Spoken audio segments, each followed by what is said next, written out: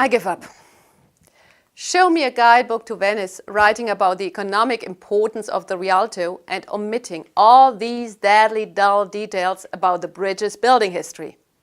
And believe me, there's enough information about Rialto's economic past. I guess the most beautiful source is a painting by Vittore Carpaccio.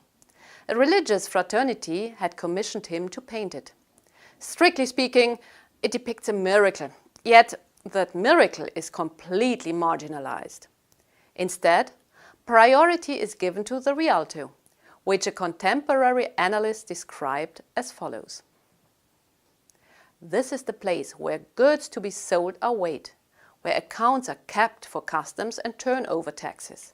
This is where the real Rialto is, where all people gather in the morning and after lunchtime.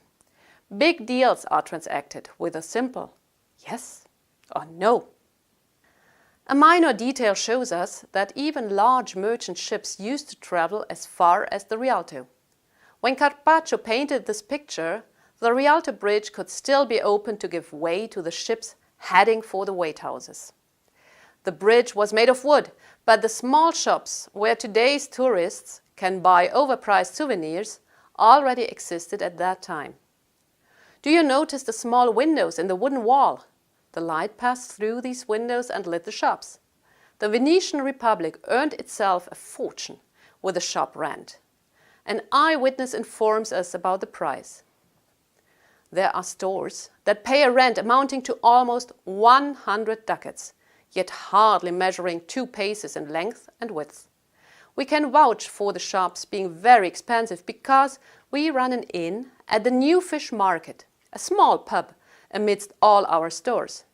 Because of its convenient location, the inn alone pays 250 ducats, hence more than the loveliest palace of the city.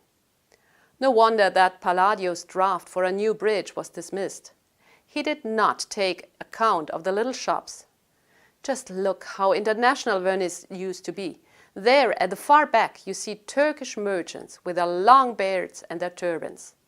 They came in great numbers from the Ottoman Empire to acquire European artisan craftsworks.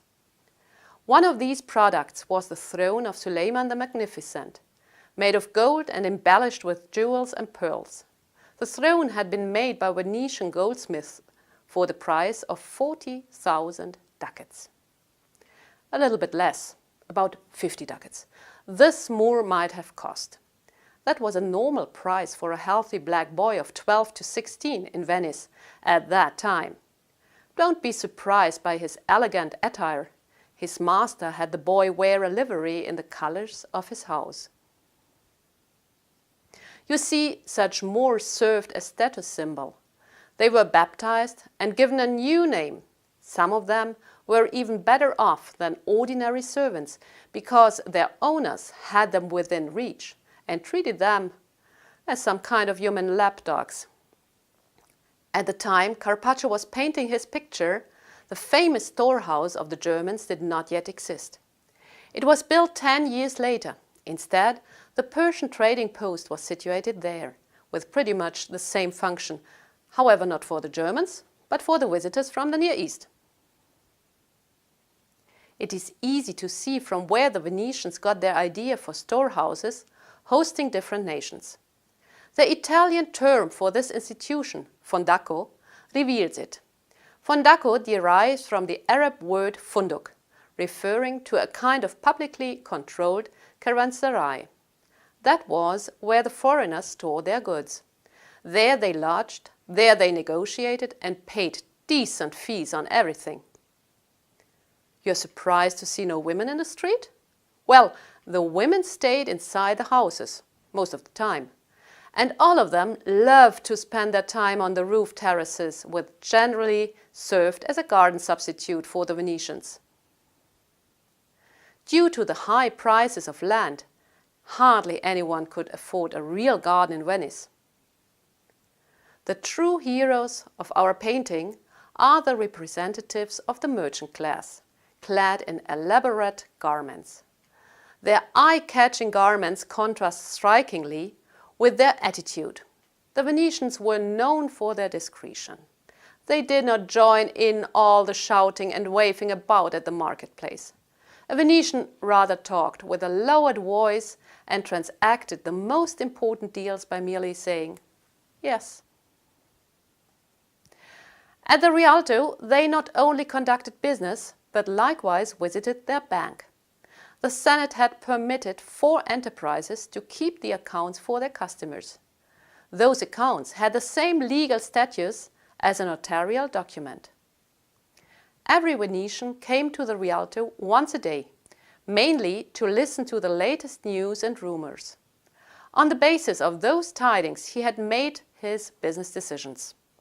Just imagine the dignified gentlemen at the Rialto all turned up inside when they learned that Vasco da Gama had indeed found the ocean route to India around Africa.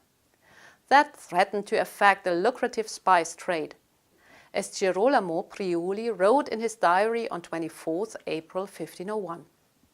Although many may talk away their fears and refuse to see what is ahead, this news is more important than the entire Turkish war. The loss of the spice trade would be like the loss of milk and nourishment to an infant. I clearly envisaged the ruin of the city of Venice, for the lack of any commercial trade will soon result in the lack of money, as the basis of Venice's status and reputation. Yet that vision did not come true quite so soon. Venice developed other business models and thus became the world's most famous tourist destination as early as the 18th century. Well, not always to the advantage of Venice.